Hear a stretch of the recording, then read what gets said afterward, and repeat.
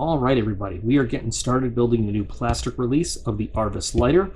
I've got everything assembled that I need in terms of tools and everything. There is going to be probably some unfortunate extraneous noise behind me as the 3D printer is going to run off some stuff completely unrelated to this. I'm going to do my best in editing to try to get rid of that extra noise. You may hear some. I'm not an editing wizard, but I'll do my best. So we're going to start with the interior today so that we can get it painted up and detailed. And I'm going to start by switching to a brand new number 11 blade. Oh, that looks gross. That's not cool. That shouldn't be there. I don't know what that is, but let's get a new blade onto the handle.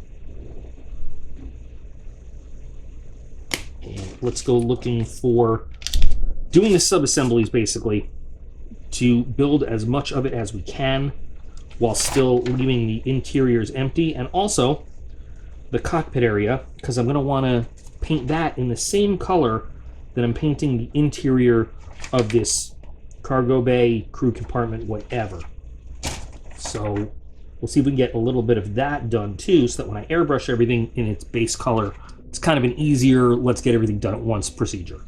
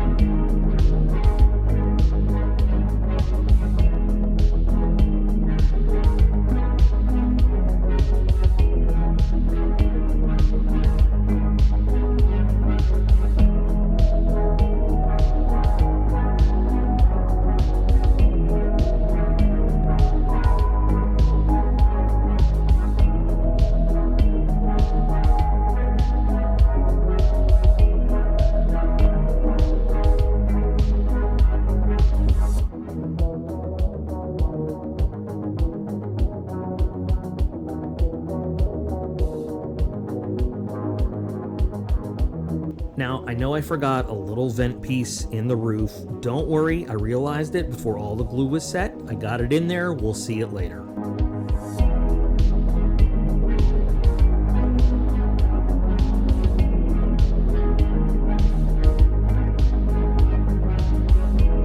I'm going with the light ghost gray surface primer because the light gray is a good match for the inside of a lot of current day military transport aircraft, and it primes the inside all at the same time. So like I said, we're trying to work smarter, not harder.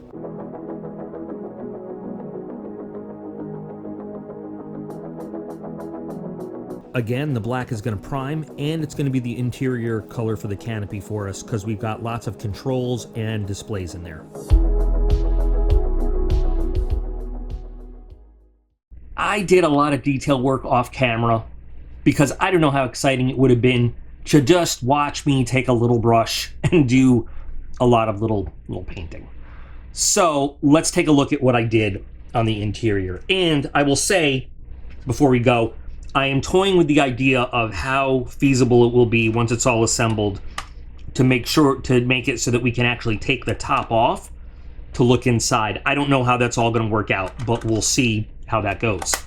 On the interior here, I wanted to make it look like how I've seen in some actual military transports, where, you know, some of the seats, maybe some of them were replaced, and, you know, different batches have some different colors, so just some of the pieces are a little bit different.